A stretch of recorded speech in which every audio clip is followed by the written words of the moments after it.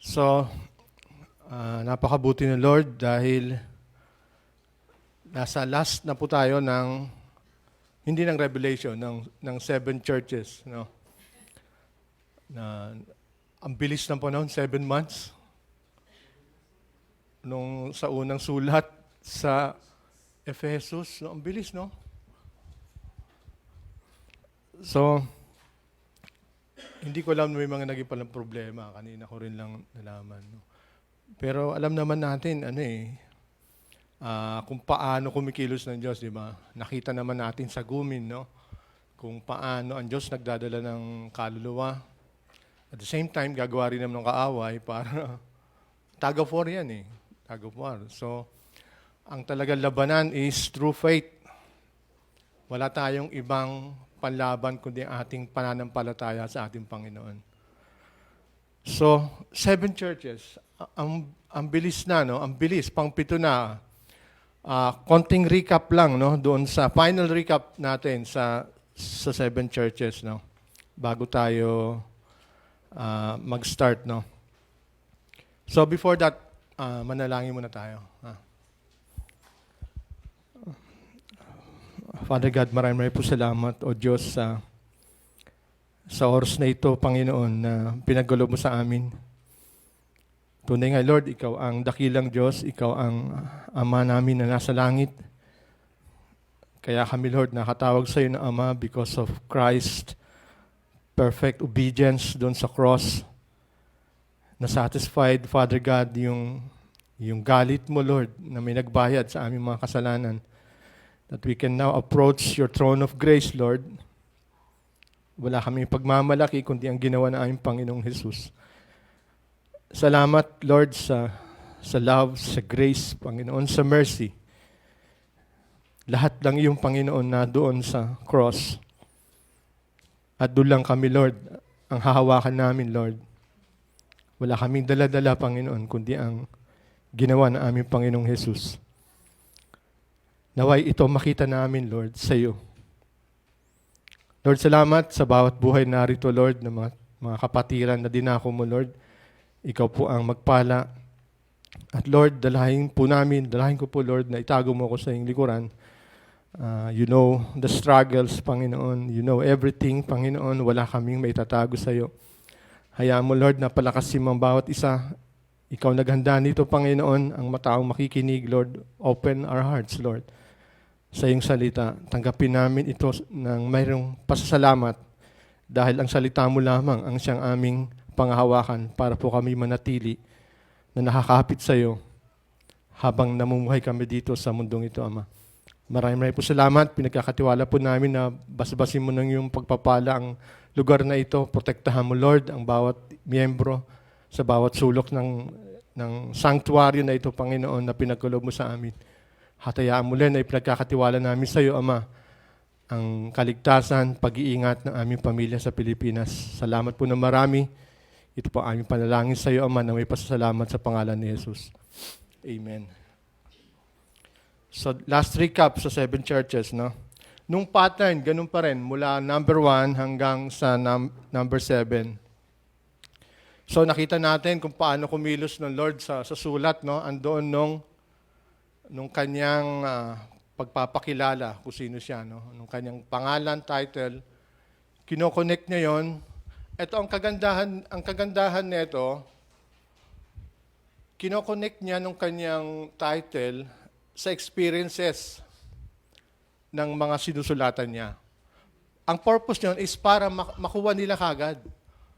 Grasp nila kaagad nung pinupunto ni Jesus Christ, especially kapag dinidil na ni Jesus Christ nung mga kasalanan ng church. So, doon sa mga previous letters na nakita natin ng mga mabibigat na turo, no? Mabigat naman talaga eh. Hindi natin siya pwede ring pagaanin para lang meron tayong iiwasan, no? Kaya nga nagpapasalamat tayo. Last na ito na rebuke sa atin ng Panginoon. Hindi ko nang pwedeng hindi basahin ng rebuke. Narinig nyo naman kanina, di ba, kung paano.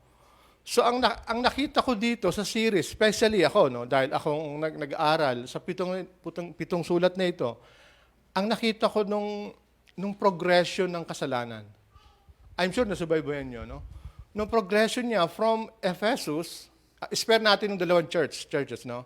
Nung Philadelphia sa Smyrna. Yun lang nung dalawang church na walang rebuke ang ating Panginoon. No? So nakita natin dito nung progression ng kasalanan ng Ephesus, ng Pergamum, ng Thyatira, ng Sardis, and finally itong Laodicea. So nakita niyo yung kasalanan ng Ephesus? They abandoned their first love. Kala ko yun ang pinakamabigat no? Pangalawa, nung nag-compromise nung Pergamus, no? Ang compromising na ginawa nila is nung sa labas. No? Nung sa mundo, ito ang kalaban natin ng mundo Nung Thyatira, ganun din, nag-compromise ang Thyatira, pero hindi sa labas, sa loob mismo ng church. At nung Sardis, dead church. No, kala ko rin, ito ang huli na, no, dead church. Diba? Sabi ko, sana ang maging huli, ang Philadelphia maging huli kasi andun nung nasa high note siya Tapos, ito na nga nung Laodicea. So dito, may kita natin, no, nung progression ng sin na yun, ito nung dinidil ng Lord sa bawat isa. So ito nung pinababasa at para makinig, to those who has an ear, let him hear what the Spirit says to the churches and to us also. So sa bawat generation na nagbabasa ng salitang ito, ito itong command Pakinggan natin ang sinasabi ng Spirito sa churches. Kasi lahat tayo doon, we can relate. Kasi we are part of the body of the church. Part tayo doon, so we can relate, we can share the admonition, and at the same time, nung rebuke ng ating Panginoon. So, ang kagandahan dito, no, although mabibigat siya, andun din makikita mo nung grace ng Lord, nung mercy niya. Kaya nga nung inaral ko ito, tinabi ko lahat Kung ano nung meron akong tradisyon na pinahawakan, tinabi ko. Hinayaan ko nung salita ng Diyos, ang siyang kumilos. So, yun lang, ang binasa ko. So, may mga punto doon na iniisip ko, hindi to dapat nagagawa ng isang Kristiyano ng ganung kasalanan. So, ginagawa lang ito ng mga unbeliever. No? Pero, sa kabuuan ng 7 sulat na to, andun ang comfort ng Lord. Dito, sa Laodicea, may kita natin nire-rebuke ng Lord kung sino ang mahal niya. Ayun ang comfort Kahit masakit ang sinasabi ng Lord, kapag ikaw binibigyan niya ng pagtutuwid, mapalad tayo doon. Kasi he talks about sonship. Sinabi yan sa Hebrew. Natura mo na ba yun, Brother Barry? Di ba, no? Sinabi sa Hebrew, wala siyang pakialam sa hindi niya anak Itutuwid niya lang nung anak niya. Ikaw ba, anak ng kapitbahay mo, masasaway mo ba? Uy, hindi, ikaw ang anak, ikaw ang magulang, ikaw may karapatan, ituwid mo ang iyong anak. So, ginawa tayo anak ng Diyos through sonship, through Jesus Christ. Kaya ngayon, ang turing niya sa atin, kaya nung panalangin kanina, sa ginawa ni Kristo, makakatawag tayo sa Kanya ng Ama. We can now enter the throne of grace. No? Dahil yon, we are now member of His family. So, lahat ng tinutuwid niya, masakit man ito o hindi, masakit, definitely masakit Kasi alamin natin, in reality, ang Kristiyano, kahit totoong believer, hindi siya perfect, no? But God can still consider him as a faithful children or child. Pero hindi pa siya perfect. Kaya itinutuwid niya. Kaya itong sulat na to, finally sa Laodicea, lahat ng kasalanan summed up dito sa Laodicea. Kasi naandito nung rebuke. So dito pag-aaralan natin nung lukewarm. Alam natin yung lukewarm, di ba? Kahit simpleng Tagalog lang, alam natin yun. Maligamgam. No? Maligamgam, no? Ito, malamig Malamig, no? Maligamgam. So, sa spiritual implication nito, isa lang ibig sabihin niyan. Ito nung spirit of complacency, pati nung hindi ka pwedeng tatayo sa gitna. So, padadaanan natin yon. Ito na yung huli Ito na yung pinakamabigat, sabi nga ng mga ibang nagtuturo, no? Itong rebuke na to, dito sa binasa natin sa Laodicea, it is as good as dead nung sa Sardis. Kaya lang may konting twist. Kasi pag sinabing isusuka, kasi pag lukewarm ka, isusuka ka ng Diyos Diba? Nabasa natin dito. Ang twist doon, kasi pag sinabing isusuka, baka may kumakain, no? May kumakain sa nanonood. Kasi kailangan tong sabihin eh. Kasi andito ng human culture, pag sinabi isusuka, ano yun? Andito ng disgusting to, di ba? Isusuka, disgusting to. Andito ng shame. Ano pa, nung nakapaloob sa salitang isusuka. Isipin mo, nung kasalanan ng Laodicea as a lukewarm, it makes Jesus sick. Isusuka, di ba? So, pero kung hayop ka naman, baliwala. Di ba sinabi sa Proverbs nung aso, babalik siya sa sinuka niya. So, walang dating sa aso, sa hayop. Pero sa tao, mabigat. Ang salitang isusuka ka ng ating Panginoon is as good as dead, church. Pero nga, mas mabigat pa dahil ginamitan pa ni Jesus Christ ng I will spit you out. Or in other translations, I will vomit you. Isusuka. Yun ang dapat mag-grasp natin sa huling rebuke na ito ng ating Panginoon in completion ng 7 churches throughout church history, throughout church generation. May kita natin doon nung ang Diyos, seryoso siya sa bawat anak niya na nasa loob ng church. Hindi niya tinotolerate, mga kapatid, nung kasalanan. So ito yon, patapos na tayo doon sa 7 churches na ito. So, punta tayo sa verse 14. To the angel of the church in Laodicea write, the Amen, or the Amen, the faithful and true witness, the beginning of the creation of God, says this. So, sinulat ko kasi baka may makalimutan ako eh. So dito sa verse 14, mga kapatid, no? Ito ng kanyang title na naman na ginamit. The Amen. The faithful and true witness, the beginning of the creation of God, says this. Bago tayo pumunta doon sa kanyang rebuke.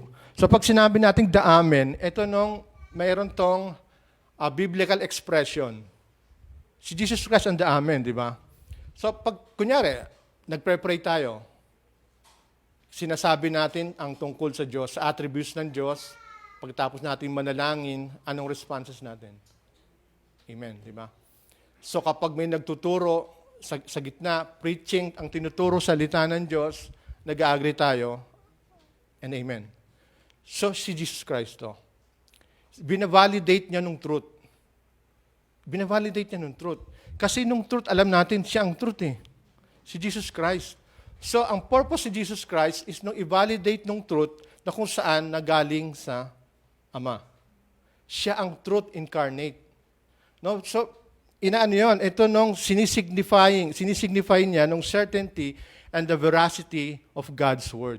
So, yun ang purpose niya. Pumunta siya dito to fulfill ng promises ni Jesus Christ, ng Ama.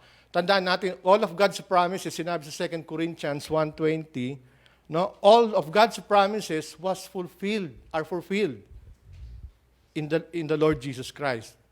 So makikita natin yan sa ano. So ito 'yon. 2 Corinthians 1:20.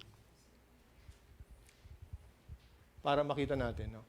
For as many as the promises of God, in Him they are yes, therefore also through Him is our amen to the glory of God through us. So, lahat ng sinabi ng Diyos, which is all truth, no?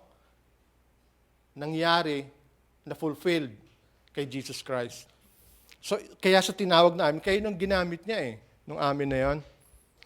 And then, ano pa ang sinabi na dito? The faithful and true witness.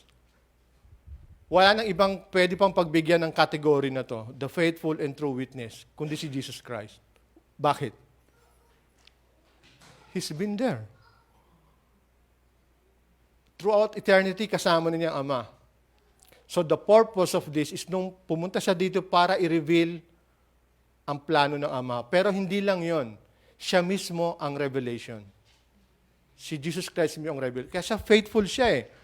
Siya nag-witness ngayon. Siya nang bumaba dito siya sa lupa to accomplish lahat ng plano ng Diyos throughout eternity past, ng kanyang faithfulness. Itong faithfulness na ito, mahalaga ito mga kapatid. Kasi nung nabuhay siya dito, nabuhay siya ng sinless, perfect, unto His own death dun sa cross. Wala siyang nagawang kasalanan.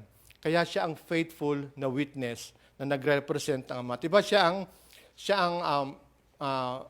perfect imprint ng Ama, no? Siya anong kaparesya ng Ama, kaya nga sinabi niya, I and the Father are one. So siya lang ang may karapatan nun na bigyan ng kategory na faithful and true witness. Habang pagpunta dito, winitness niya, nakita sa kanya ang pamumuhay na banal. So kaya siya ang dapat bigyan lang ng ganong kategory.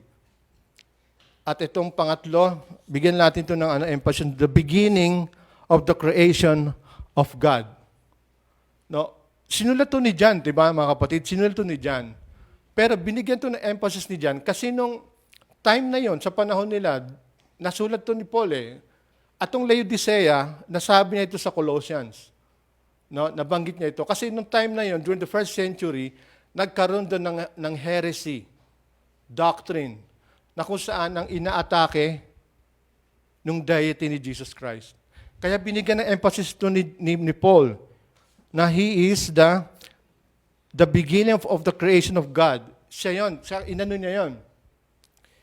He's the image. So yun yun, ano? He's the beginning of the creation of God.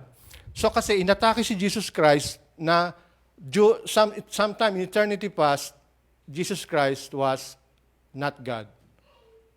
He was just a created being. So sa church history na tatandaan nyo, si Arius, pinikap to ni Arius eh, nung ganitong usapin. Alam mo, naging problema doon, nung kanilang interpretation sa scripture. He is the firstborn of the creation. Di ba sinabi yun?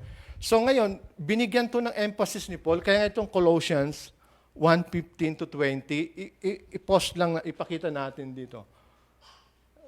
He is the image of the invisible God, the firstborn of all creation, for by Him all things were created, both in the heavens, on earth, visible and invisible, whether thrones or dominions or rulers or authorities, all things have been created through Him and for Him. He is before all things, and in Him all things hold together.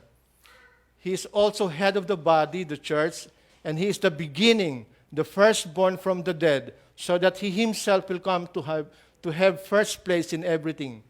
For it was the Father's good pleasure for all the fullness to dwell in Him, and through Him to reconcile all things to Himself, having made peace through the blood of His cross. Through Him, I say, whether things on earth, on things in heaven. Kaya ito minagnify ni Paul during that time sa Colossians kung sino si Jesus Christ. Ito ba nakikita natin kay Jesus Christ? Ito ba nakikita natin kay Jesus Christ?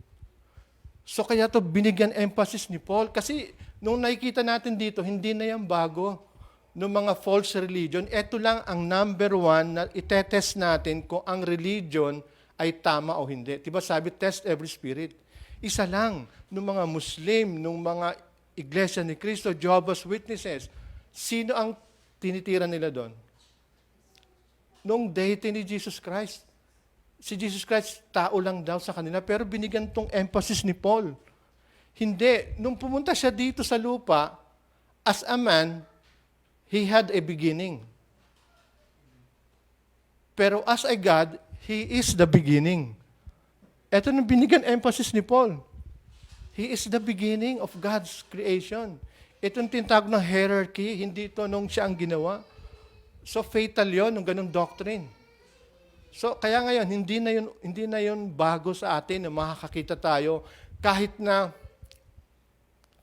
ano religion nila, dagdagan, ihalo nila ng truth sa Bible, kahit ilagay pa nila lahat ng mga prophets sa faith, ng Hall of Faith, sa Hebrews, kahit sabihin pa nila, naniniwala kami dito. Pero pagdating na kay Kristo, pag hindi nila in-accept Jesus Christ as the Son of God, wala na. Bigla nang naiiba ng timpla. So buti nila, nabigyan na tayo ng warning. Kasi eto na tayo sa panahon ngayon eh.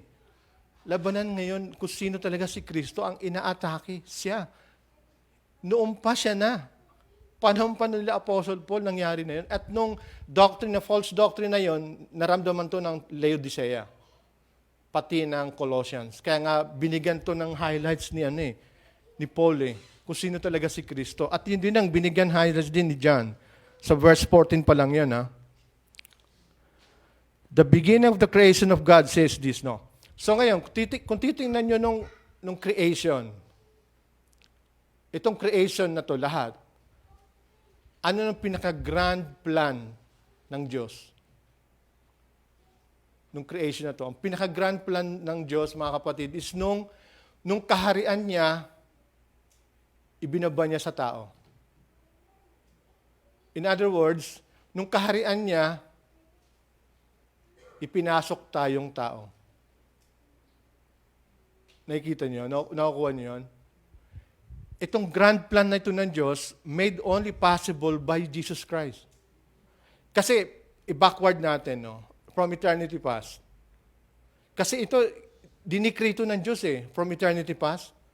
Tandaan natin, hindi natin alam kung billions of years bago tayo nilang ng Diyos, di ba? Anong unang nilalang niya sa langit, di ba, ng mga different kinds of angels? The cherubims, the seraphims. No? Doon pa lang, sa eternity past, pinupuri na ang Diyos sa langit. Nung God the Father, God the Son, God the Holy Spirit. Bakit pa tayo ginawa? Pinupuri na siya sa langit So gumawa pa siya ng isa pang creation na hindi tayo katulad ng anghel. Kasi nga, ang anghel, diba, more superior siya sa atin Nauna na sila doon sa langit. Pero bakit pa lumulang ang Diyos ng ibang creation, a creation from dirt, diba, ayon sa Genesis, nung ginawa ang tao, sa putik lang, tapos na-tainted pa ng kasalanan, paano na nung grand plan ng Diyos na ipasok tayo dun sa kaharian niya? Does that mean ba na naisahan ni Satan nung great plan ng Diyos? Diba hindi? Kasi si Jesus Christ was foreknown. Ito na ang gagawin niya. Ito na ang gagawin niya. So ngayon, ito hindi, kahit tayo, we cannot understand it fully. Kasi nung ating isipan, finite lang siya No? Mas marami pumapasok sa isipan natin, no? Why the agony, no? Why the humiliation? Why the suffering and death of Jesus Christ from the hands na kung saan yun the very reason bakit siya pumunta para iligtas? Bakit pa siya kailangan mamatay? No? Bakit pa kailangan isacrifice ng Diyos Ama nung kaisa-isang anak niya? Bakit pa si Kristo magbabayad ng dugo? Para lang maipasok tayo doon sa kaharian ng Diyos na kung saan meron na naman nagpupuri sa Kanya doon Dito pinapakita ng kahalagahan ni Kristo. No, tinuro ni Brother Barry, Christocentric. Kaya nung Bible, 66 books, di ba? Lahat yan points to Christ. Kasi hindi ma-accomplish yung grand plan na yon kung hindi gagawin ni Kristo ng greatest sacrifice. Kaya siya ang central ng Bible Kaya nung great plan na yon ng creation ng Diyos was hidden throughout the ages. But when the fullness of time comes, nireveal ito sa atin sa pamamagitan ni Kristo. Mula nung truth na ito, nagkatawang tao, truth incarnate, God from the flesh, God naging flesh, siya ang naging faithful witness. Siya ang the beginning and the end. Doon sinabi niya, I am the Alpha and Omega. Kasi in-accomplish niya ng great plan ng Diyos na makasama tayo doon sa kaharian. May nagpupuri na sa Kanya, sinama pa tayo. At creation from dirt. Pero that dirt was created in the very image of God. Yun ang lamang natin sa anghel. At dahil doon, nung created being na to from dirt was purchased and covered by the blood of Jesus. Kaya pagdating natin sa langit, itong dala-dala natin. Nung blood ni Jesus. Pinapakita dito ng precious blood ni Kristo. Kung gaano ito kahalaga. So, ito ba, nakikita natin ba ito sa pang-araw-araw na buhay natin? Do we see that? Nung ginawa ni Kristo?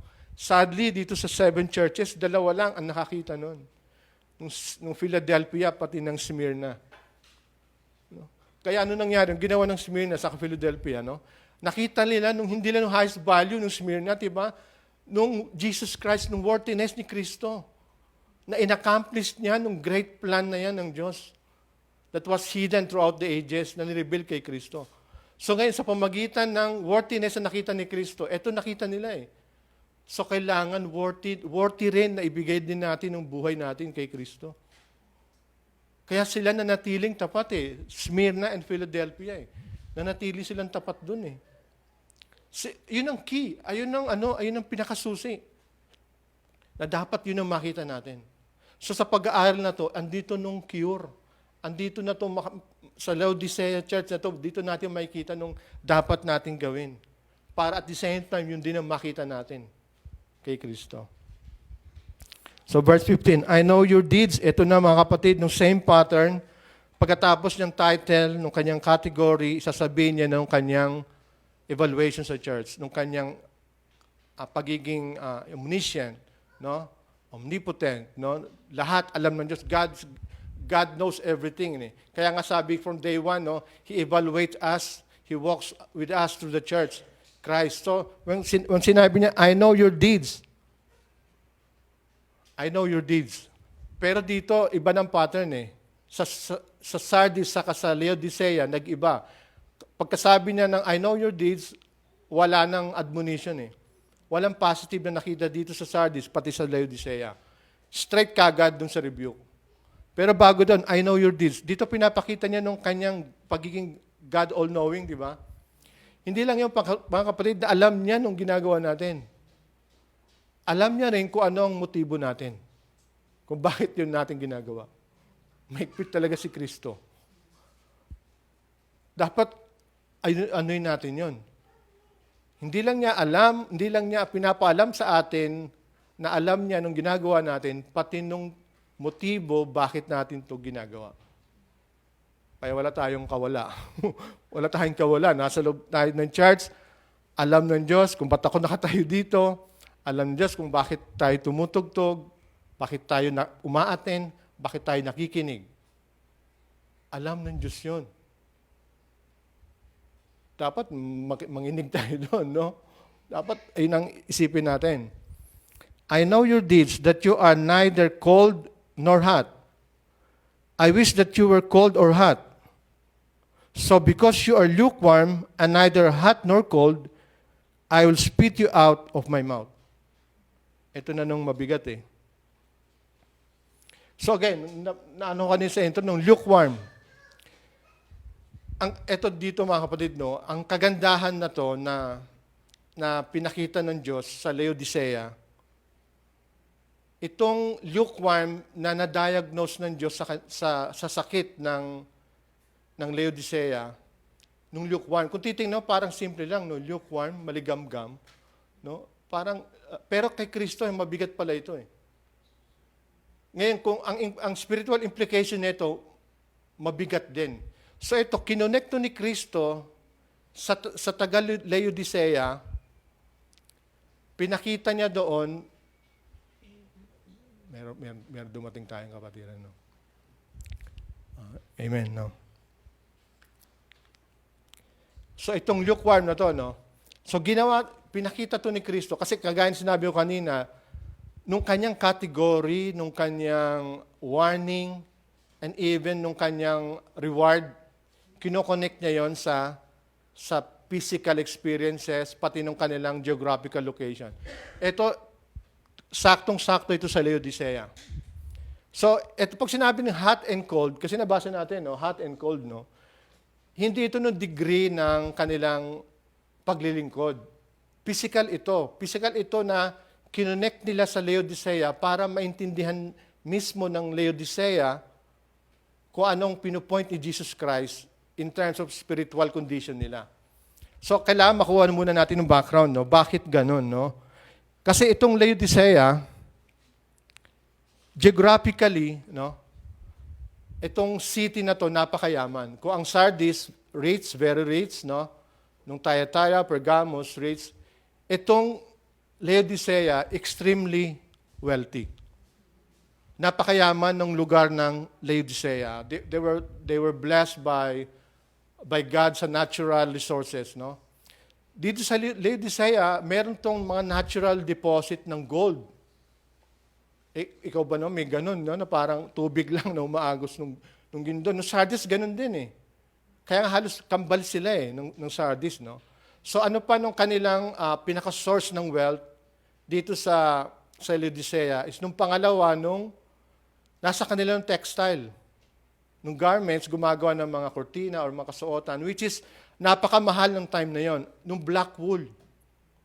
Kung sa Thyatira, nung purple, no? Purple dye, no? Tapos nung pangatlo, excuse me.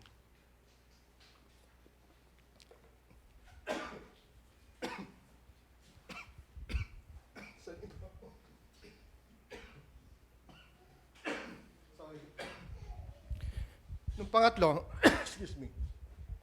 Nung pangatlo, naandun sa kanilang School of Medicine. School of Medicine, no? So, naandun nung naka-invento sila ng ice salve na sinasabi, nababanggit natin to dito. Na during at that time, no, advanced sila. Pero meron sila na inventong powder or ointment na iaano lang sa mata. Ako nga, nadali yung mata ko kahapon. Eh. Kaya siguro nadali, kakailangan ko example. Eh. Oh, pulang-pula halata pa ba? Hindi na, no? So, meron silang, meron silang na-invento na powder ointment na ipapahid lang sa mga delikadong sakit. No? So, kaya sikat na sikat sila doon. Nung mga doktor, dumadayo for seminars. No? Saka, lalo sila yumaman. Saka sila no sentro ng commerce and banking and commerce. Dahil sa tinatawag na trade route, nasa kanila ng Ephesus, lahat yan pumupunta sa kanila para makipagkalakalan. So kaya nga sabi ng mga commentaries, no, mag-isip ka ng mayamang bansa ngayon sa panahon na city. New York, mga ganyan, Switzerland city ba 'yun? Nung ano bang city sa Switzerland na mayaman.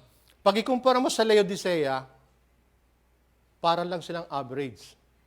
Average lang. Ganun kayaman to. So, ganun din nung church. Kasi dito nga in-establish si Jesus Christ for that purpose. No?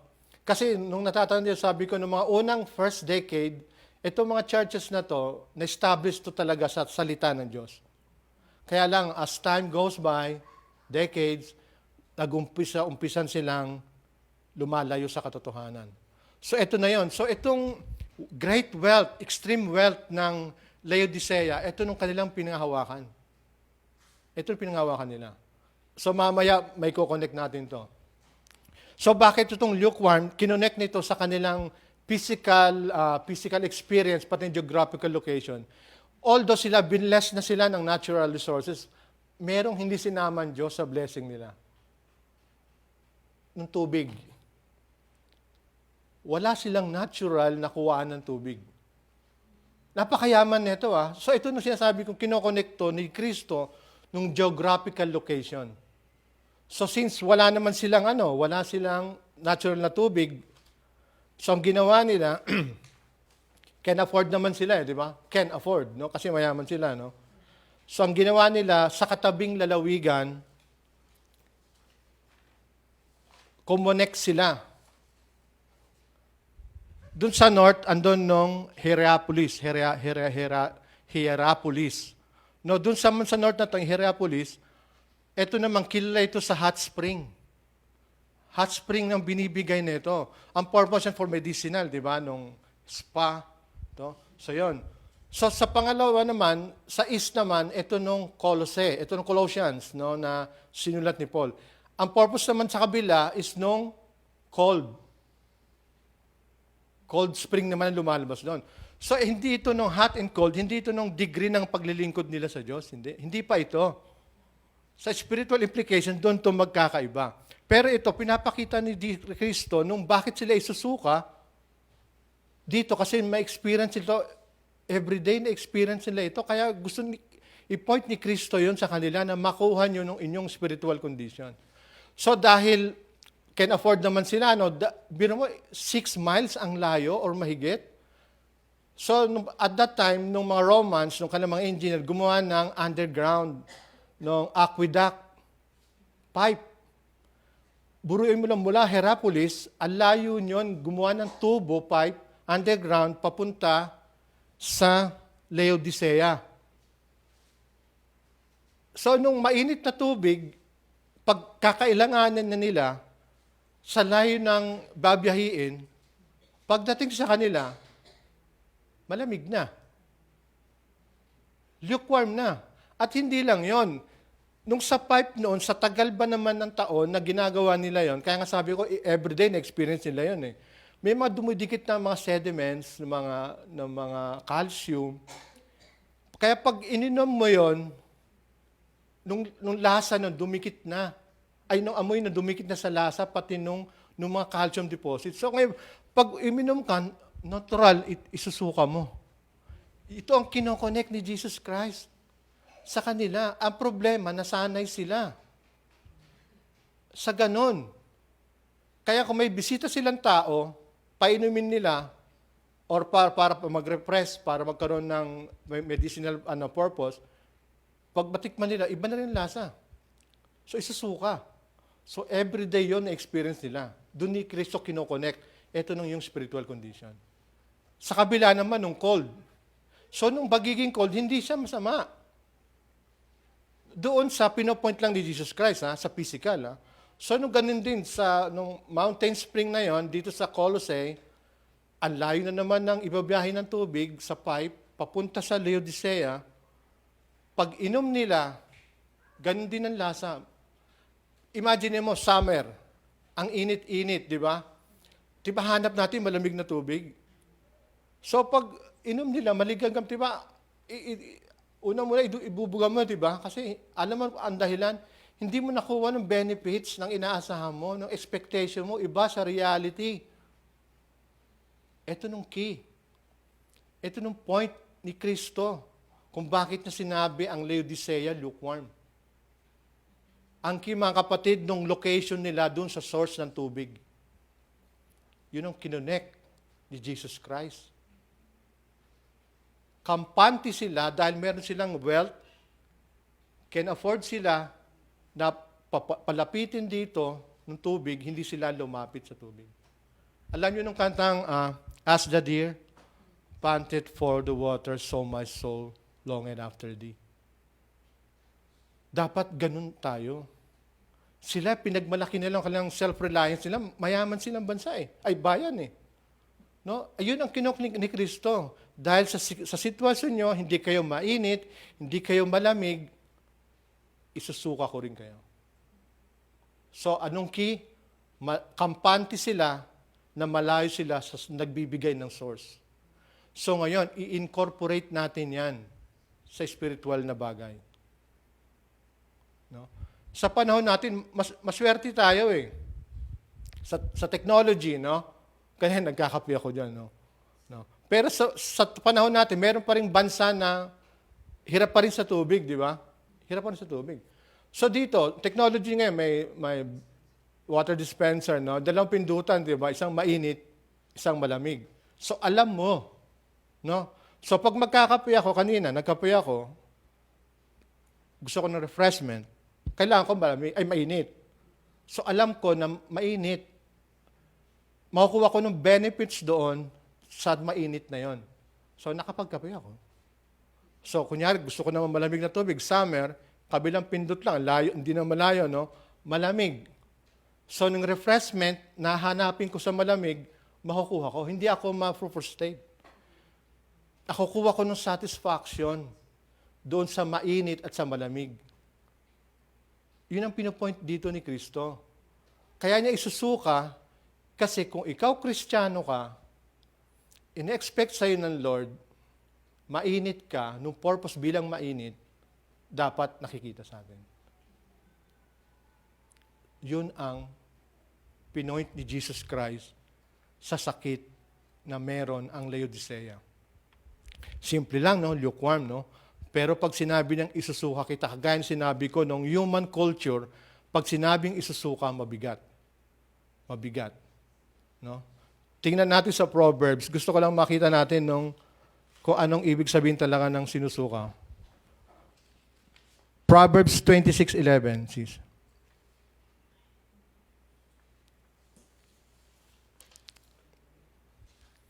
Like a dog that returns to its vomit is a fool who repeats his folly. No? Dito kinoconnect ni Kristo nung salitang lukewarm, kapag manatili ka dyan sa ganyan state, isusuka ka rin. Kasi eto nung Kristiyano ka na, babalik ka pa rin sa dati mong ginagawa. Ang sabi ng para kang aso na isusuka. Pero totoo pala, nung aso, nature pala niya yun, kahit noong pang early centuries, ganun na pala siya, sanay siyang kumain ng sinuka niya. Pero sa ating Kristiyano, yan ang danger na harapin natin. Isusuka tayo ng Diyos. So ito nung twist na sinasabi ko kanina, na nung lukewarm na ito, pagdating sa tao, itong susuka, hindi ito katanggap-tanggap eh. Yun ang pinupoint doon para mag-grasp natin kung anong spiritual condition tayo ngayon.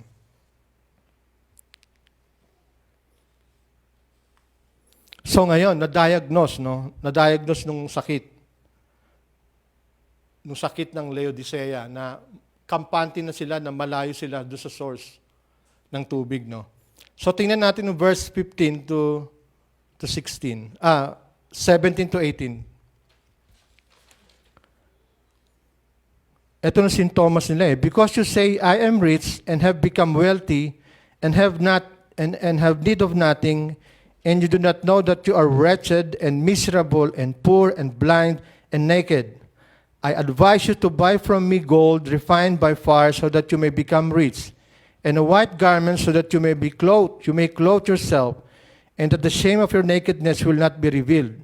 An eye salve to anoint your eyes so that you may see. Nung natandaan nyo nung kanilang yaman kanina sa background ng Laodicea, ito na pinagmamalaki nila eh. Marami silang gold, meron silang banking and finance, kaya mayaman sila eh. Diba sabi ni Kristo, kinirebuke sila. Ito ang sintomas na ngayon ng malayo kay Kristo, na kampante ka na lang na wala ka kay Kristo. So, sabi niya, nirebuke to. Kung natatandaan niyo ang Philadelphia, ang ginawa ng Diyos sa Philadelphia dahil faithful church, andun sinustain ng Diyos ng promises upon promises, pati nung blessing upon blessing, binigay sa Philadelphia. Ito naman, in contrast, ito naman nung ginawa rin naman sa Laodicea. Sustain din ng rebuke na ginawa ni Kristo dito sa Laodicea. Kasi nung self-reliance sila, mayaman sila, meron silang gold. Anong sabi ni Kristo? I counsel you to buy for me gold. Nung nirefined sa apoy. Kasi mahirap na ang source ng strength mo is nung kung ano meron ka. Ang sabi ni Kristo, sa akin kayo pumuha ng ginto. Itong ginto na to, nirefine to. Ang purpose nito is may eternal significance to na wala sa Laodicea. Biruin nyo nung ginawang connection ni Kristo. No? Ano pa sinabi? Mayaman sila ang sa banking finance. Ano pa nung merong nirebuke sa kanila na meron sila? Nung garments. Cloth ng garments, no? Ano pinagmamalaki nila nung textile garments sila na kulay itim? Tingnan mo nung contrasting na ginawa ni Kristo para lang sila magising. Etong sitwasyon nyo. Pinagmamalaki nyo na matakpan ng karumihan nyo, ng sinusot nyo, pero kulay itim naman. Pero ang ino-offer ko, white garments ng righteousness ni Jesus Christ. Rebuke na naman yun sa kanila. At yung pinagmamalaki na achievement, ng School of Medicine, no? Nakakapagpagaling sila ng bulag dahil sa naimbento nila. Pero bulag sila sa katotohanan. Ito sinabi ni Kristo. Bulag sila sa katotohanan. Sa akin kayo lumakit, para matanggal ng nakedness nyo, pati ng mata nyo makakita sa katotohanan. So, inisa-isa yon. Hindi pa kayo na-amaze doon kung paano mangusap si Kristo sa lahat taga Laodicea? Minsan, ganun siya kumilos sa atin. Kaya lang very obvious, alam na natin na kumikilos ang Diyos, nire-reject pa rin natin. Ito ang nangyari sa Laodicea. Kaya dumating sila sa point that they're about to be vomited. Dahil sa kanilang pagiging lukewarm. No? So, inisa-isa yan, nirebuke yan ni Kristo. Diyan sila humahawak eh. Kung sa anong meron sila, nung wealth nila. Minsan, maging aware din tayo. Kasi pag ayan ang source ng strength natin, may time na, ba't ka pa mananalangin, no? Ba't ka pa manalangin? Kasi lahat naman, it's going well. No? Meron ako. Hindi ko naman lahat sinasabi na ganun nga talaga ang tao. Pero minsan, nangyari nga sa Laodicea eh. In example nito ni Kristo na hindi to imposible na hindi ito nangyayari sa panahon natin. Yan ang naging problema ng Laodicea. Nagkaroon sila ng self-reliance sa kung ano meron sila. Alam nyo pa sa history, itong Asia Minor, ito yung Turkey, no? Earthquake-prone area yan. Tingnan nyo nang nakaraan lang, no? Nung Turkey mismo lumindol, Syria and Turkey, 40,000 na, scores of lives were lost. So may kita nyo na ganun pa rin ang nangyayari kasi noon linilindol din ito eh. At isa sa mga memorable na lindol na to, nung nangyari noong 60 AD, dito sa Laodicea, nilindol sila noon. Alam mo nangyari, itong city na to was leveled dahil sa destruction na ginawa ng lindol. Parang nung nangyari rin sa Turkey ngayon. No? Ganun din. So, nung time na yon, nung emperor, nagbigay ng tulong financial. Nagpadala ng tulong sa Laodicea. Alam mong ginawa Laodicea? Parang Sardis din. They refused. Hindi nila tinanggap ng pera, pinabalik nila. Kaya namin tong i-rebuild. Meron kaming resources. Which is totoo naman. Meron silang resources. So, itong mga tao na to, nadala nila to ng ganitong ugali sa loob ng church. Kahit Kristiyano na sila. Dadala nila yon. Kaya ang point dito ni Kristo, maging aware tayo doon. Kasi ang tendency ng ganon na meron ka lahat, parang ang prayer mo sa Lord, hindi na gaano siyang meaningful. No? Kasi all is being well. All is well, wala kang problema. No? So yan, nakita niyo nung sustained rebuke ni Jesus Christ sa kanilang pagiging self-reliance sa kung saan meron sila gold, nung wealth, nung garments, nung medicine sa mata, lahat ni-rebuke ni Jesus Christ sharply. So, napunta na tayo dun sa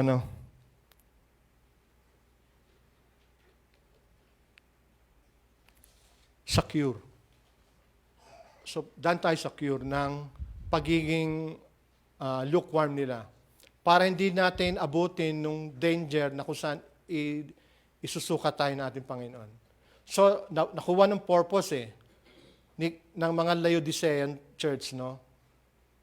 Nung kinonect ni Kristo, nung kanyang warning, nung kanyang rebuke, doon sa kanilang physical experiences, yun ang purpose, para mag-grasp kagad nila nung kanilang spiritual sickness na napakadelikado.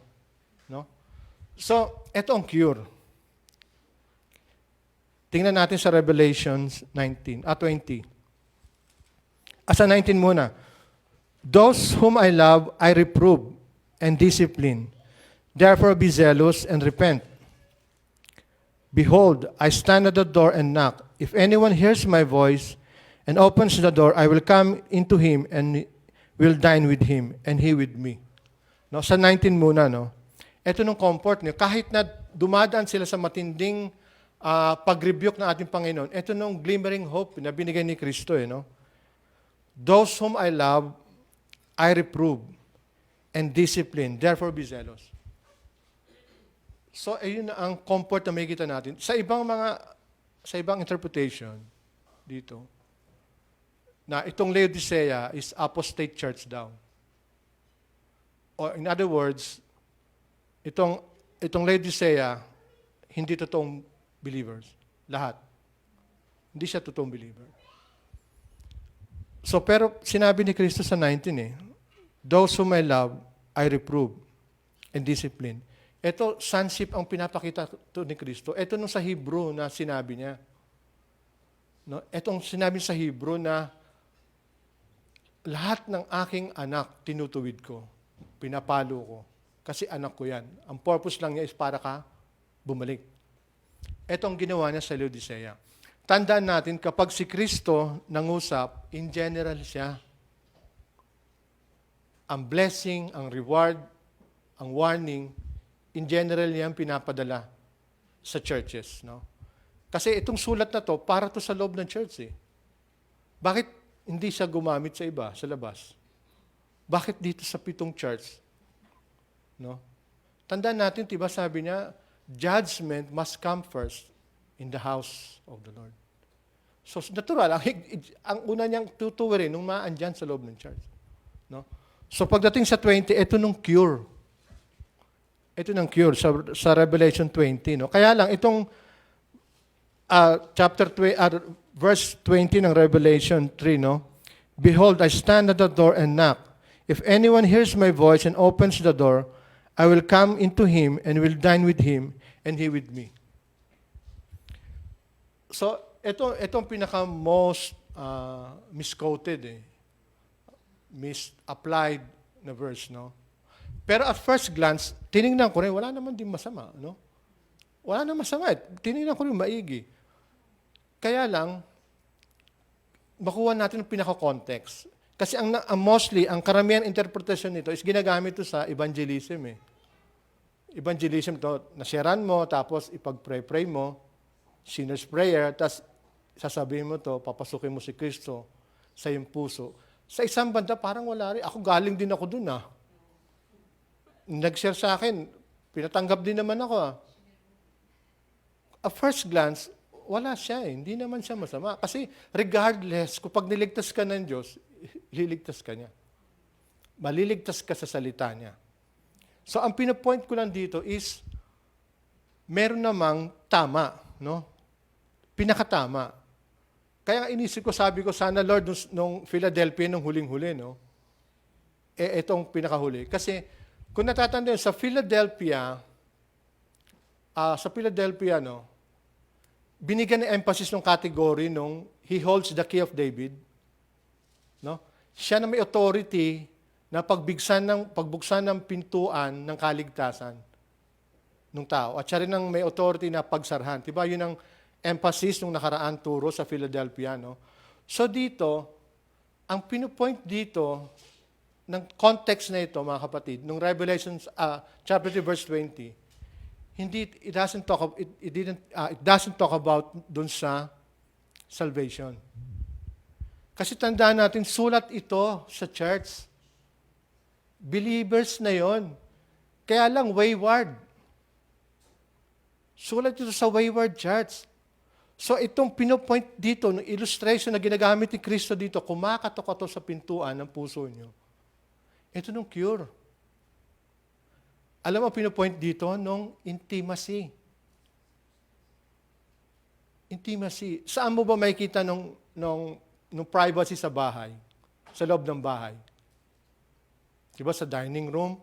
Sa living room? Magpapapasok ka ba ng hindi mo kilala sa dining room? Sa living room? Ang pinoint dito ni Jesus Christ, ito ang wala sa inyo. Naging kampante kayo na malayo sa akin. Ang pinpoint dito ni Kristo is intimacy. Papasukin niyo ako and then I will dine with you. So nakita niyo yung dining dito na pinapakita ni Kristo. Kino-connect niya to sa Last Supper. Andoon nung humility, self-denial. Andoon nung repentance, doon sa dining na yon na binigay ni Kristo noong Last Supper. Yun ang nawala na sa kanila Kasi nagkaroon sila ng self-reliance Na hindi nila namin kailangan ng Diyos, meron kami. Dumarami naman ang church namin. In fact, mega church sila. Just like Sardis. So paano masasabihin hindi sumasama ang Diyos sa kanila? Blinebless nga sila Tremendous blessing wealth. So akala nila yun ang spiritual strength. Kung meron nakikita sa kanila. So ang pinopoint ni Kristo dito is magkaroon kayo ng relasyon sa akin, intimate relationship. Kasi nung pinakaki, naging kampante ang Laodicea na malayo sila sa source, na nagbibigay ng lahat ng source. No? So yun ang pinapoint niya eh. Ito, honest question. No? Honest question. Ito ang symptom checker to eh. No? As a Christian, nung naging Kristiyano tayo, do we pursue intimacy with God? Honest lang ha. Maging honest tayo. Kasi isa sa symptom checker, paano tayo magkakaroon ng intimacy sa Lord? Diba unang-una sa salita niya, pati nung sa panalangin. Iyan lang yun. No. So ngayon, tanong ko, isa sa mga symptom checker, the moment we close our eyes, kapag tayo mananalangin, saan pumupunta na isipan natin? Kapag nag-umpisan tayo manalangin, corporately, especially corporately. Kasi pag nasa church, sabay-sabay tayo nananalangin, di ba? Especially pag may preordained, i-check natin yung sarili natin. Kumbaga, evaluation to. Honest, kasama ako dito ha, huwag yung sasabihin na hindi ako kasama. No? The moment we close our eyes, kapag may nananalangin, kahit sa pagkain lang, simpleng panalangin sa pagkain, pumikit tayo corporately, saan naglalaro isipan natin? Hanggang sa matapos ng panalangin. Kala nyo mga kapatid, yan ang isa sa symptom na pag hindi tayo nagpupurso ng intimacy sa Diyos.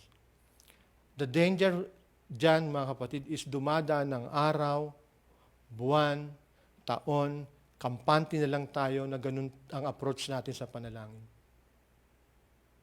Hindi ba kayo aware doon? Tapos, ang lakas pa natin mag-amen pagkatapos ng panalangin, na parang nakinig ka, na parang nakipag-isa ka sa panalangin. Tandaan natin, corporate to. Expected yan, pag nasa loob tayo ng church, nakikiisa tayo sa panalangin. Walang church na hindi nananalangin. Kaya sabi nga ni Washer, may mga prayer meetings na meaningless. So, wake up call ito. Total last na naman ito eh. Last na ito. Huwag tayong masanay na ganun ang approach natin sa panalangin. Magbibigay ako ng mga example na ni-research ko. No? Kukuha ako sa dalawang tradition, sa Armenian saka sa Reform. Sa Reform, si Charles Spurgeon, saka si Jonathan Edwards. Dalawa lang. Sa kabila naman sa Armenian, si Tozer, si Robin Hill, o maging si David Pawson. No? Anong meron sila? What do they share in common? Na meron sila. Meron man silang slight na pagkakaiba, pero sa buong buhay nila, nagmamanifest ko anong meron sila parehas. They see Christ differently the way we see Christ today. Yun ang pinupoint ko kanina. Ito ba nakita natin, Colossians 1:15 kay Kristo sa pamumuhay natin? No? So, kampante lang ba tayo? Ito ba nakikita natin kay Kristo? No? Samantalang simpleng panalangin lang, pipikit lang natin ang mata natin, pero ang isipan natin nagwa-wonder, as if na parang nakijoin tayo. God knows everything. God knows everything. So, sabi nga Lord, sorry, no? Ako, guilty rin ako doon. Kaya nga, kinokorek tayo ng Lord. Etong mga taong binanggit ko, no, na-reach nila nung ganong level of maturity, hindi dahil sa binigyan sila ng Diyos ng ganong faith at tayo, eto lang. No. Alam mo, results yon ng pain, struggle, discipline. Kaya kung bakit ganon ang passion nila kay Kristo, kung bakit ganon nila nakikita si Kristo, para nung binigay ni Paul sa Colossians, eto nakikita ni Paul kay Kristo. Tayo ba yun nakikita natin kay Kristo habang Kristiyano tayo? Kaya huwag ka mag-expect sa buhay mo na magkakaroon ka ng mighty moving ng ating Panginoon spiritually. Kung ang tingin mo lang kay Kristo, kampante ka na, sa ganun lang siya. Dito lang siya sa isipan natin. No? Kaya itong mga tao to, kapag bumuka ng bibig nito, makikita mo ng power sa buhay nila. Isipin mo nung pain, struggle na nangyari sila. Gigising ka na madaling araw para lang manalangin kay Kristo. Sabi ko, Lord, ano pa ipapanalangin ko? Nanalangin na ako kanina. Nanalangin na kami sa church. Sila gigising, 4:00 na madaling araw, mananalangin pa sa Diyos, lulod pa sa Diyos. Bakit? Bakit sila may ganung passion? Kasi yun yung discipline, ay yun yung reward na binigay ng Diyos sa kanila. He's a rewarder to those who diligently seek Him. Kaya paano pagkatapos sila magturo, tumatagos sa puso, ginagamit pa rin ng Diyos. No? They see Christ differently the way we see Christ. Kasi kontento na tayo sa tingin lang natin kay Kristo. Ganun. Kaya anong buhay natin? Makapag-testify ka, hindi yung magawa. Dadating na lang siya. Kasi nasanay tayo sa ganung sitwasyon.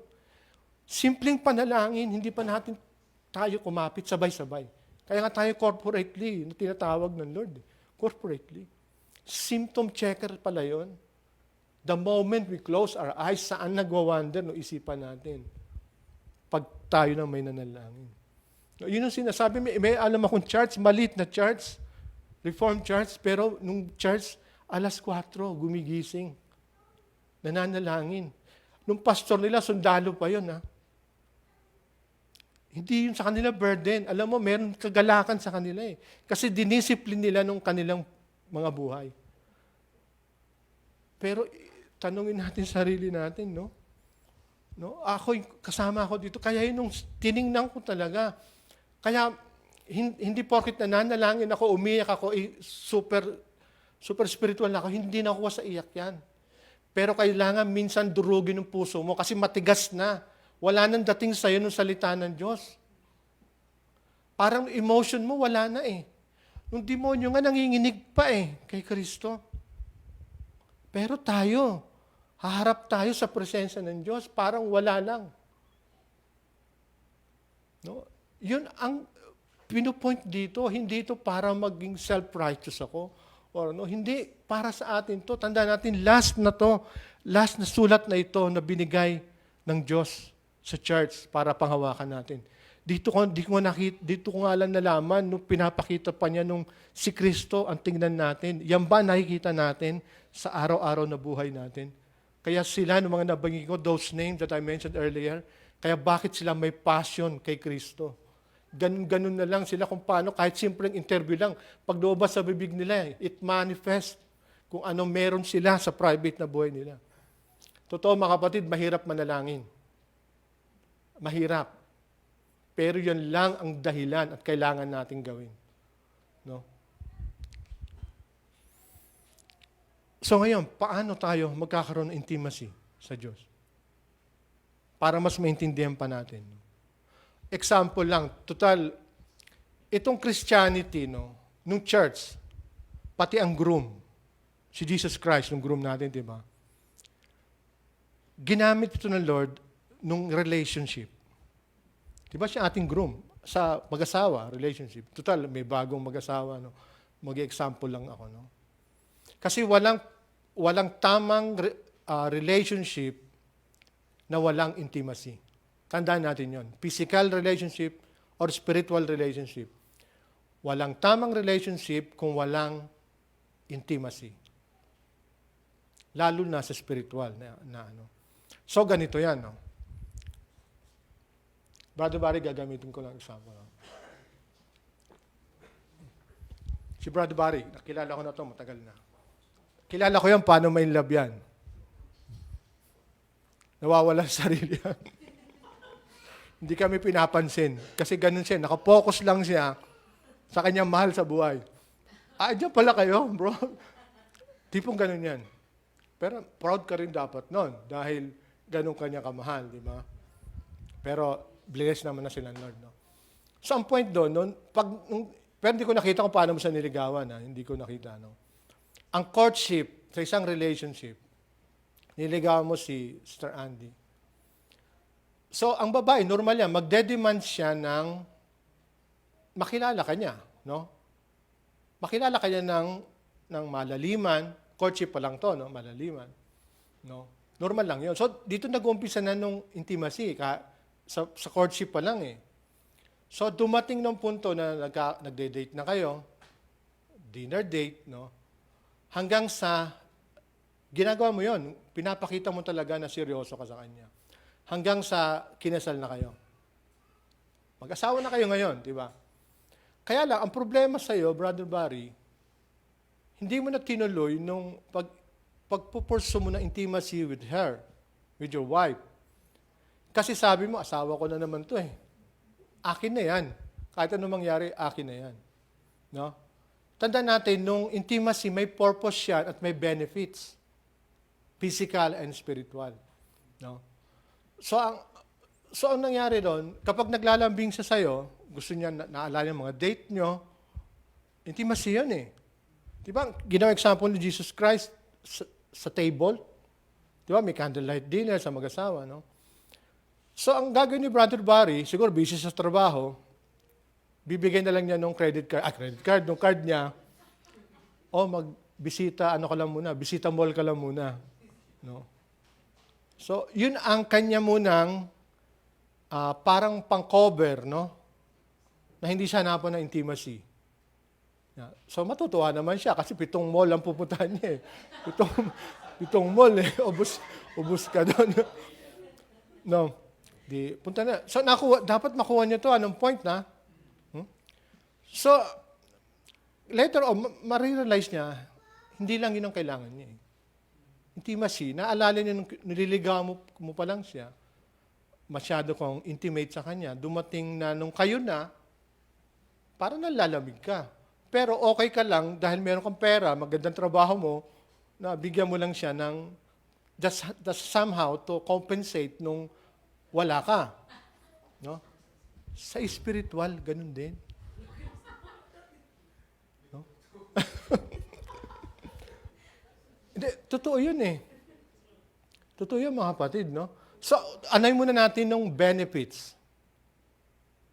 Yung benefits, saka ng purpose ng intimacy. Nung purpose ng benefits, yung benefits ng intimacy, atin yung purpose. Unang-una, pag pinagpatuloy mo bro ng intimacy mo, kagaya ng panliligaw mo sa kanya, nung kayo na, hindi lang sa kanya, sa inyo rin, ha? Sa inyo rin. Sa inyo rin dyan. Hindi, malaking tulong to, mga kapatid. Physical and spiritual relation. Nagtatago. No? Totoo yan. Ano mo ang benepisyo? Kayo rin pala dyan. Sino pa ba? Si Brother Bong. Kaya nasa pa naman, Pilipinas pa. No? Sister. No? Ito pala, sister. No? So, ang benefits nun, nagiging magkakilala pa kayo ng malalim. Hindi po kasal na kayo, ititigil mo na. Hindi mo kasi unang-una, magkakakilalan kayo. Ngayon, just in case magkaiwala kayo pansamantala, kilalanin niyo sa isa't isa, alam mo na nung do's and don'ts, alam mo na nung ayaw niya, pati nung gusto niya, malayo ka man, kahit may humawak pa sa yung babae, ganon, hindi ka basta-basta magkakasala. Kasi ang nasa isip mo, nung mahal mo, nasa puso mo na siya eh. Kasi you build that intimacy with her. So, ganun din ang babae, kahit nasa malayo siyang lugar, wala man sa harapan niyang kanyang asawa, Diyos na ng gabi, uwi na ako. Kasi proprotektahan mo na nung gusto niya at ayaw niya. Nakukuha niyo yun? Wala naman perfectong relationship, bro. Wala naman talaga, pero may cure. No? May iwasan dito nung away. Hindi may iwasan, no? Mababawasan. Kasi may cure. So doon nabibuild up sa intimacy ng faithfulness nyo sa isa't isa. Isipin mo yan kung spiritual yan. Ayan ang hinahanap sa atin ng Diyos. Kaya siya kumatok doon, ilustrasyon sa Revelation 3:20. Eto Laodicea, naging kampante kayo na wala na kayo sa source. Wala na. Ibalik nyo uli doon sa table, sa Last Supper, na andoon nung humility, andoon nung forgiveness, repentance, pagpapababa ng pride, ng self-reliance. No? Kundi kay Kristo lang. Yun ang cure na binigay ng Diyos dito sa Laodicea, pati rin sa atin ngayon. So, ano ngayon ang result kapag hindi mo inano tong cure? Ano ngayon ang mangyayari sa spiritual na buhay natin? Sa physical, alam mo na mangyayari, away. Away, hanggang sa lumala, naghiwalay na. Diba? Kasi yun ang cure eh. So ngayon sa spiritual, ano ngayon ang mangyayari kapag walang intimacy sa Diyos? Ito napakalaga. No? Ito ang sinabi ni Kristo eh. Itong wala sa inyo, itong cure. Alam mo mangyayari? Sa isang Kristiyano, ang nangyayari dyan, no? Kasi kampante na siya, na nasa church siya, may mga ministry siyang hawak, pero deep inside, malayo pala siya sa Lord. Ano sinabi ni Kristo nung nirebuke niya, nung Pharisees, nung they honor me with their mouths, but their hearts are far from me. Alam ng Diyos yun. No? Tayong mga Kristiyano ngayon, ito na ng pagiging lukewarmness natin ngayon na malayo tayo. Akala na, hindi natin alam no? Pero Diyos lang nakakaalam na wala pala nagpupurso ng intimacy dito sa atin. So, ano mangyayari? Pag magkasala ka na, hindi na big deal. Hindi na big deal. Wala ka na sa relasyon mo sa Diyos eh. Kaya ang mangyayari dyan, kampante ka na sa mga kasalanan. Kaya sinabi ko noon, kaliwa hawak mo, sa kanan hawak mo si Kristo pati ng mundo. Ngayon, pinagsasama mo na. Kasi akala mo, ganun ang Christianity. No? Hindi ganun. Tinitingnan Lord ng intimacy sa bawat isa kung meron ba sa atin. So ngayon, a little bit of holiness pag nasa church, no? Malinis ang kamay natin pag nasa church. Pero paglabas ng church, dudungisan na uli natin ang kamay natin. Ng puso natin. So, yun ang naging problema. So, pag tumagal na tumagal pa, anong mangyayari? Normal na lang sa atin ang mga nangyayari. Magsisimba naman ako sa linggo. Pero wala na talaga nung sinasabi kanina na nasaan na nung pagtingin mo sa Diyos. No? Kaya nung Smyrna, nanatili sila, mga kapatid. No? Kasi nakita nila ng worthiness ni Kristo. Kaya ngayon, nung buhay nila, kaya nila ibigay. Pero sa atin ngayon, masyado na tayong preoccupied sa lahat ng bagay. Tandaan natin, pag wala itong intimacy, how can you cope up 24/7? Tayong mga Kristiyano, we are being bombarded 24/7 ng mga technologies na yan, ng mga lies upon lies ng technology, ng mga gadget, na pinopromote yan, self-worth.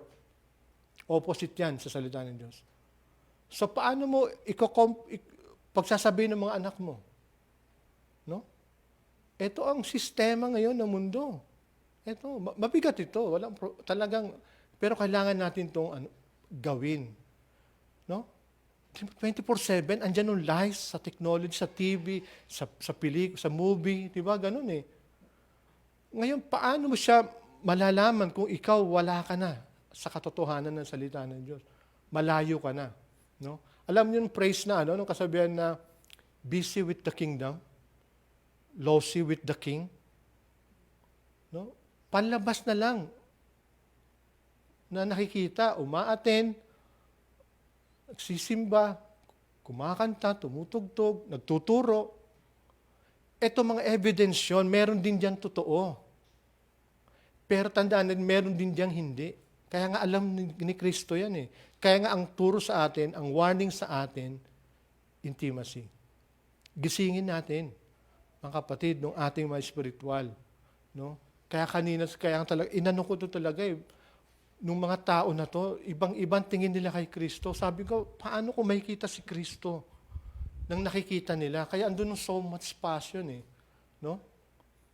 Sana mga kapatid, maano natin yon. Makita na. Kasi nagmamanifest yan sa buhay, hindi mo yan maitatago. Usang lalabas yan kung ano ka sa prayer closet mo, kung ano ka sa harapan ng Diyos. Tandaan natin, mga kapatid, God can use pain, suffering natin para ka manalangin na meaningful. Tandaan natin yan. Kaya niyang gawin yon. Kaya niyang gawin yon. Gusto mo ba natin magkaroon ng ganong problema para manalangin tayo ng mataimtim? Kagaya sinasabi ko, hindi ko sinasabi na mananalangin ng iyak ka ng iyak. Hindi. Hindi. Pero sometimes, kailangan durugin ng matigas mong puso. Kasi nasanay na lang tayo sa ganon. Totoo yan. Ang tagal ko na rin noon yan, bago ko yan napasok sa isipan ko. Yung panalangin, ngayon ko inisip, habang inaaral ko, nakakahiya, Lord. Ilang prayer meetings, ilang ordained na panalangin, Lord, na naglalarong isipan ko. Hindi ako nakapokus sa iyo. Samantalang itong hinahanap mo sa akin. Kaya nga symptom checker. Yun. Para magkaroon intimacy sa Diyos, communion with God, pati ng prayer, ng kanyang salita. Mahirap gawin. Kaya nga, decision to eh. Decision ito sa mga Kristiyano. Kasi eto lang, malalaman. Dito masa-separate eh. Dito may kitong separation. No? Ibabalik ko lang, nung pinaka-purpose ng intimacy, magkakilanlan kayo, di ba? Para magkakilanlan kayo. Kasi ang relationship, two-way yan, hindi yung one-way. So, i-incorporate natin yan sa spiritual side. Pagdating ng judgments, Matthew 7:23. Ano sabi doon? Kilala na tayo ng Diyos. Hindi niya kailangan tayong kilalanin pa, pero gagamitin niya yan sa judgment. I never knew you. Kasi walang intimacy. Diba ang purpose ng intimacy sa physical relationship is magkakilalan kayo sa spiritual. Kaya pala sinabi ni Kristo. Kaya pala pagdating sa preview ng judgment to eh. Kaya pala may palalayasin dyan. Dito pa lang sa lupa, mayroon ng sinusuka. So hindi na katakataka pagdating doon, professing Christian, walang intimacy, I never knew you. Hindi dahil hindi ka kilala ni Kristo, pero wala ka nung diniman niyang intimacy. Hindi ba demand yun? Sa atin, as a Christian? To grow more in the knowledge of our Lord Jesus Christ? Best example, si Kristo. Diyos na siya, paano siya manalangin? He excluded himself pagkatapos ng mga busy niyang ginawa. Umalis siya sa mga crowd. Pumunta siya doon sa prayer closet niya, doon sa garden. No? Galing na siya sa Ama, saglit lang siya nawala, pero hinahanap niya ng intimacy. Diyos na yon. Kasi nasa flesh siya. Tayo pa kaya? No? So, yun ang ano ba talaga ang nakikita natin kay Kristo ngayon? Ano ba yun ang nakikita natin? Kasi eto lang mga kapatid, ang magkakapit tayo dito sa pakikipagniig natin sa ating Panginoon. Kaya napakahalaga. Pala. Kaya nga sabi ko, sana nung Philadelphia ang panghuli, hindi. Dito pala sa 7 na to, although lukewarm church, pinakamabigat na rebuke, so far, good as dead, no? Na andito pa rin na pinakita niya nung worthiness ni Kristo, doon pa lang sa the beginning of all creation, I am the Amen, the faithful witness, so much theology, doon pa lang sa umpisa. Kasi pala, pagtapos dito, gagamitin niya yon, ng theology niya yon, hanggang sa pangalawang pagbabalik niya. So, susunod na verse, no? Ito nang laging katapusan ng kanyang sulat, no? He who overcomes, I will grant to him to sit down with me on my throne, as I also overcame, and sat down with my Father on his throne. He who has an ear, let him hear what the Spirit says to the church. Ito na nung, lagi, sa huling letter, ito na nung pagtatapos si Jesus Christ, no? Ito na nung laging, nung reward na pinapakita niya, sa mananatili, sa mag-overcome, kagaya ng pinakita niya, nag-overcome si Jesus Christ eh. Pinapakita sa atin yon na mag-overcome din tayo dahil siya na-overcome niya yun eh. Be of good cheer, sabi niya. In this world you may have tribulation, but be of good cheer, I have overcome the world. Kaya nga matutong Kristiyano, overcomer siya. So kahit hindi na natin i-elaborate nung huling-huli na yun eh, alam na natin yun. Ito nung reward na ibibigay niya sa mga mag-overcome. So yun lang ang number one at nag-iisang physical evidence, no, ng isang totoong niligtas ng Diyos. Mag-overcome siya. Kahit na anong problema ang kinaharap niya, pagsubok, anumang trahedya ang dumaan sa buhay niya, mag-overcome siya kasi hindi siya pababayaan ng Diyos. Conclusion. No. Last na, mga kapatid, no, nagpapasalamat ako sa Diyos. Natapos natin nung 7 letters, no. Ito na ang ating conclusion, no. Ito nung cross-reference na ito ng lahat. Isa-sum up to nung ginawa ng Diyos sa 7 letters. Cross-reference, Revelation chapter 22, verse 11, no. Mabigat to eh. Total, last na naman to, no. Ito nung cross-reference natin. Let the one who does wrong still do wrong. And the one who is filthy still be filthy. And let the one who is righteous still practice righteousness. And the one who is holy still keep himself holy. Dito kinongclude ni Jesus Christ. Isipin mo itong sulat na to. Last chapter yan ng Revelation. Last chapter. Tapos nung verse na yan, halos sa dulo na yan. Pero pinahabol pa ni Kristo yan. Para i-connect niya na walang lukewarmness sa isang totoong Kristiyano. Meron ba nakita kayong hint dyan ng middle ground? Wala. Ito nung kanyang final evaluation, final warning, final command sa church. Kung sino ang gumagawa ng masama, pagpatuloy na rin ang paggawa ng sama. Sinong filthy, let him be filthy still. At sino man ang banal, magpakabanal pa. At sino matuwid, magpakatuwid. So, kung titingnan natin, no? Kaya nga, in-evaluate to eh.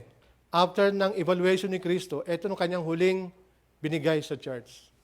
Iko-close na ng Book of Revelation, ha? Binigyan pa niya ng highlights yan. Emphasis na yan, na ito ang mark ng totoong overcomer. Sinama pa niya, no? So kung ibabalik ko ulit sa umpisa ko, no? Dito na magtatapos, no? Nung progression ng kasalanan, no? Nung progression ng kasalanan ng 7 churches, nung 5, kasi nung 2, wala namang binigay na negative ang Lord, no? Nung Ephesus, anong kasalanan nila? Di ba they abandoned their first love? Kung nagpatuloy ba sila sa intimacy kay Kristo, magagawa ba nila yun? Hindi. Same with Pergamos, Thyatira. Kung patuloy intimacy nila, pakikipag-commune nila kay Kristo, magko-compromise ba sila sa loob at labas? Hindi. Magkakasala. Hindi nga naman to pinupoint na hindi magkakasala eh. Nung church ng Sardis, dead. Kasi in-exclude talaga si Kristo talaga. Doon pa lang, automatic na, in-exclude nila si Kristo. So they're dead. Nung Laodicea. Kumbaga, pang-7 talaga, ang galing talaga ng Diyos. Pag ginamit niyo pang-7, nung progression, nag-end up sa Laodicea. Kasi naandyan nung sickness. Naandyan dyan nung cure para maiwasan ng mga pagkakasala ng kinabagsak ng mga churches. Kung nakikipag-commune tayo, continuous nung pakikipag-commune natin sa Lord, through prayer, through studying His Word, sa mga itong gawain, hindi tayo basta-basta babagsak. Hindi ko sasabay hindi na tayo magkakasala kasi walang taong hindi nagkakasala, kahit Kristiyano na. Kahit nung totoong believer nagkakasala yan, minsan mabigat pa nga minsan ang kasalanan. Ito nga mabigat to eh. Pero nung comfort na binigay ni Kristo noong 19, nire-rebuke niya kung sinong mahal niya. Kasi yun ang in-extend ng Lord talaga. Ito nung great mercy, passion ng Lord sa buong sulat na to eh. Andito lahat. nung mercy niya. Kung sino man ang lalapit sa Kanya, hihingi ng tawad and will turn away from that sin. Patatawarin niya. Ganong kalaki nung grace, mercy ng Lord. Doon tayo nakaangkla ng unchanging grace ng ating Panginoon. It will not define kung ano man ang sitwasyon natin na yon, kung nakakapit tayo kay Kristo. Bumabagsak tayo, walang perpekto dito, mga kapatid. No? Kaya nga ngayon, may mga problema pa lang ngayon, masyadong mahigpit. Ngayon ko lang nalaman, ultimo church daw ba pinasok? Hindi, ngayon ko lang nalaman, pag alis ko, nag-text sa akin si Jen, meron daw pinasok. Wala na akong panahon pa magbasa eh. Hindi ko na nakita, ngayon ko lang nalaman na meron palang church na Basta tandaan natin, gaya sinabi ka ni Sir Narisa, ang pananampalataya sa Lord, ano man ang maging resulta, mahuli ka man o hindi, mahuli man tayo hindi, alam ng Diyos yun eh. Hindi tayo ang may hawak. Una-una, mali nga tayo eh. Nag-stay tayo dito ng illegal eh. Doon pa lang, tanggapin natin yon. Mali yon. Diba?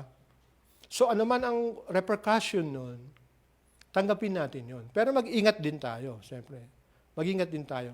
Kaya nga habang andito tayo as ganun ang status natin, gamitin natin meaningful. I-balance natin. Hindi puro lang trabaho. Tandaan natin, ang buhay natin napakaikli. Hindi natin alam ang araw ng bukas. Kaya ang pagkakataon na mabigyan tayo ng Diyos ng paalala na ang buhay sa lupa hindi lang pagkain, pisikal, kundi ang pagkain spiritual. Yun lagi ang ating panghawakan. Yun lang lagi. So yun lang mga kapatid, tinatapos ko ang 7 churches ng Revelation na napag-aralan natin. Mabigat man siya, totoo yun, mabigat, pero nakita natin doon, yung pagsama ng Lord.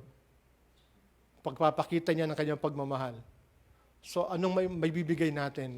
Panalangin natin, naway magkaroon tayo sa generation natin na talagang nagsasaliksik sa ating Panginoon. Kasi yun lang kailangan natin para tayo manatili dito sa mundo na to. Tandaan natin, fallen world ito na ating itong mundo na to. So hindi natin kakayanin yan kung wala ang araw-araw na pagsisik natin sa face ng ating Panginoon. Yun lang mga kapatid, to God be the glory. Habang